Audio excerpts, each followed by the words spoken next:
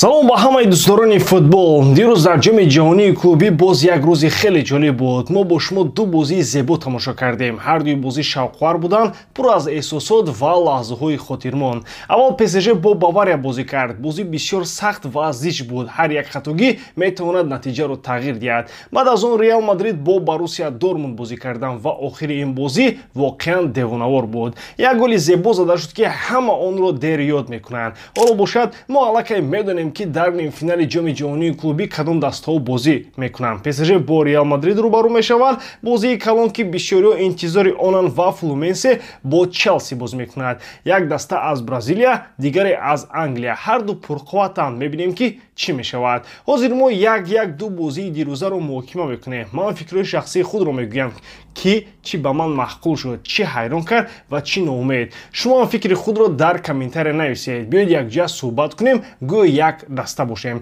ва боз як чиз, агар дирӯз дар канали телеграми ман набудед, росташро гӯям, афсӯс мехӯрам. мо онҷо бозиро якҷоя тамошо кардем, ҳар лаҳзаро муҳокима мекардем, хандидем, баҳс кардем, ҳаловат бурдем, гӯё ҳама якҷо бошем. агар шумо хоҳед ки бозиҳои калонро дар сифати хуб бинед ва бо дигарон дар бораи бозӣ гап занед, пас ба канали телеграми ман ҳамроҳ шавед. ссилкааш дар описанияи ин видео ва дар комментария болои видео аст. дар он ҷо мо на танҳо бозӣ тамошо мекунем, мо якҷоя футболро эҳсос мекунем ва бозиҳои муҳим ҳоло дар пешанд. акнун ягон ҷо баъзур шунед, мо бошем сар мекунем.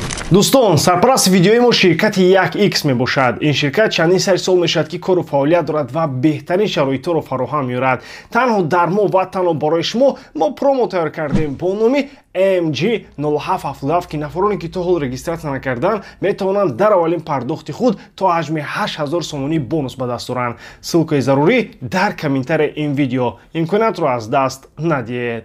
Париж Сен-Жермен расман дар нимфинал аст. ман аз ҳамин гуна футболро мардум дидан мехоҳанд. бозии сатҳи баланд пур аз ҳаяҷон, дастҳое ки то охир мубориза мебаранд. бозии хеле хуб буд. яке аз он бозиҳое ки нишон медиҳад дастҳо воқеан сазовори чунин марҳилаи чемпионатанд. ҳарду ҳам ПСЖ ҳам Бавария хеле зур бозӣ карданд. бозӣ баробар буд. бовар кунед, кори асосие ки Бавария кард, онҳо нагузоштанд ки ПСЖ бозии худашро нишон диҳад. ба онҳо тӯб надоданд, фишор оварданд, хуб дифоъ карданд ва ҳамин кор ба ПСЖ халал расон. онҳо дигар наметавонистанд ба таври одатӣ ҳамла кунанд. аммо новобаста ба ин ПСЖ тавонист роҳашро ёбад. Бавария хуб бозӣ кард, вале ҷароҳати Мусиале кори дастаашонро душвор кард. дар қисми аввали бозӣ ӯ беҳтарин бозингари хатти марказ буд. лаҳзаҳо эҷод мекард. вақте ӯ майдонро тарк кард ва ба ҷояш Гнабри омад, ҳама фаҳмиданд ки ҳамон қувва дигар нест. Гнабри мисли Мусиала нест. аз ҳамин лаҳза ПСЖ бештар фишор овард ва бозиро ба даст гирифт. дар охирҳои бозӣ ҳаяҷон бисёр шуд. бозингарони ПСЖ асабонӣ шуданд. Пачо бе ягон зарурат корти сурх гирифт. Эрнандес ҳам ҳамин тавр. вале муҳимаш онҳо ба нимфинал баромаданд. ҳоло бошад вақти бозии воқеӣ расидааст. Реал Мадрид Боруссияро мағлуб кард ва ба нимфинал баромад. ҳоло дар нимфинал мо мебинем Реал Мадрид бар зидди ПСЖ. ин бозӣ мисли финал аст. ҳардуи даста сазовори чунин сатҳанд. шахсан барои ман ин беҳтарин рақобат аст. ҳардуи даста қавиян, таҷриба доранд, бозингарони муҳим доранд. агар Реал ғолиб шавад, онро бояд табрик гуфт. вале то он вақт моро як бозии бузург интизор аст. ин бозии ҳақиқии чемпионҳо мешавад ва ҳардуи мураббӣ ҳам Луис Энрике, ҳам Хаби Алонсо худро нишон медиҳанд. ба фикри ман он чизе ки Луис Энрике дар ПСЖ сохтааст як чизи калон аст. дастаи ӯ аз ягон бозингар вобаста нест. ҳама ҳиссаи худро мегузоранд. дарвозабон Донарума сейфҳои беҳтарин мекунад. муҳофизон кори худро хуб мекунанд. ҳакими ва Нуно Мендеш дар канорҳо зуд ҳаракат мекунанд. дар марказ Витиния ва Невеш бозиро идора мекунанд. дар ҳамла бошад ҳар рӯз каси дигар беҳтар аст. як рӯз Дезире Дуе, рӯзи дигар Дембеле, баъд Баркаля. ҳама саҳм мегузоранд. дар ин ҷо як нафар нест ки аз ҳама муҳим бошад. ҳама дар як сатҳанд ва ҳамин чизест ки Луис Энрике сохтааст. як даста ки ҳамаашон муфиданд. ман шахсан чунин дастаро бештар меписандам, на дастае ки ҳамаи чиз ба як ё ду нафар вобаста бошад. чунки агар ҳама якҷоя бозӣ кунанд, даста қавӣ мешавад ва вақте ки тренер чунин система месозад, ин аломати муваффақият аст. Луис Энрике офарин, он чизе ки ӯ бо ин ҳайат кард кори хурд нест. Ин дигар ҳамон Витиня нест ки пеш буд, на ҳамон Дембеле, на ҳамон Кварацхелия, на ҳамон Дезире Дуе. Ҳама беҳтар шуданд ва вақте ҳамаи бозингарон пешравӣ мекунанд, ин маънои онро дорад ки мураббӣ кори худро хуб медонад. Аз рӯи мантиқ ҳоло Луис Энрике беҳтарин мураббии дунёст. Аммо бо ҳама ин хубиҳо як хабари нохушам буд, ҷароҳати Мусиала. Дар охири мавсими гузашта ҳамон ҷароҳат дошт. Акнун дар ҷоми ҷаҳон байни клубҳо бозии хуб нишон медод, вале дар дақиқаҳои охири қисми якум бо Донарума бархурди сахт кард ва пояш шикаст. Ин бисёр нохуш буд. Мавсим ҳоло сар нашудааст, вале мумкин аст ӯ тамоми сол бозӣ карда натавонад. Ин бисёр аламовар аст. Мусиала бозингари боистеъдод аст, вале агар чунин ҷароҳатҳо пай дар пай шаванд, ба пешравии ӯ халал мерасонад. Мо тамоми умед дорем ки ҷароҳаташ он қадар вазнин нест, вале тавре ки пояш тоб хурд, вазъият вазнин менамуд. Барои ҳамин мо ба ӯ тезтар шифо ёфтан ва баргаштан ба сатҳи баландро орзумандем.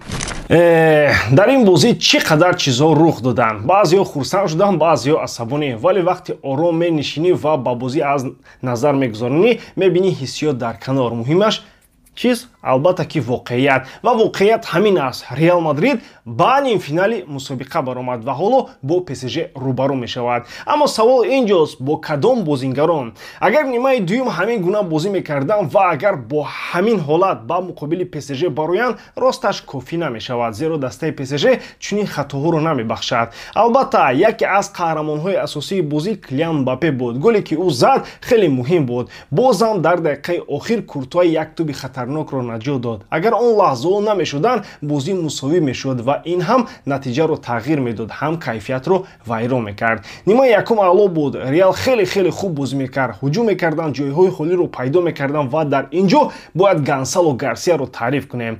Ин ҷавон хеле хуб бозӣ кард. Ӯ худро нағз нишон дод. Гарсия ба мисли як ҳамлагари касбӣ бозӣ кард. Медонад ки дар куҷо бояд истад, чӣ гуна дар ҷаримагоҳ ҳаракат кунад, чӣ гуна тӯбро бигирад. Ман аллакай гуфта будам, агар Винисиус эҳтиёт накунад, мумкин аст ки Гарсия ба ҷои ӯ дар ҳайати асосӣ барояд. Ва росташ ҳоло на Родриго, на Браҳим, на Эндрик наметавонанд ӯро аз ҳайат берун кунанд, зеро Гарсия мустақим бозӣ мекунад, сода ва самаранок. Ӯ ҳамлагари тоза аст, медонад ки вазифааш чист. Ӯ ин фурсатро солҳои интизор буд ва ҳоло вақташ расидааст. Бо ду дасташ нигоҳ медорад. Гарсия ҳамагӣ 21 сол дорад, вале бозиаш мисли бозингари калонсол аст. Ба назар мерасад ки ӯ ҳамин лаҳзаро интизор буд ва ҳоло аз он пурра истифода мекунад. Ман фикр намекунам ки Хаби Алонсо ӯро ба захира мешонад, зеро ӯ медонад ки Гарсия метавонад вазифаи рақами 9-ро хуб иҷро кунад. Ӯ ҳамеша дар ҷаримагоҳ меистад. Ӯ ҳамлагаре аст ки муҳофизонро машғул мекунад, тӯбро нигоҳ медорад, бо дигарон бозӣ ташкил мекунад. Мбаппе албатта ҳамлагар аст, вале ба мисли Гарсия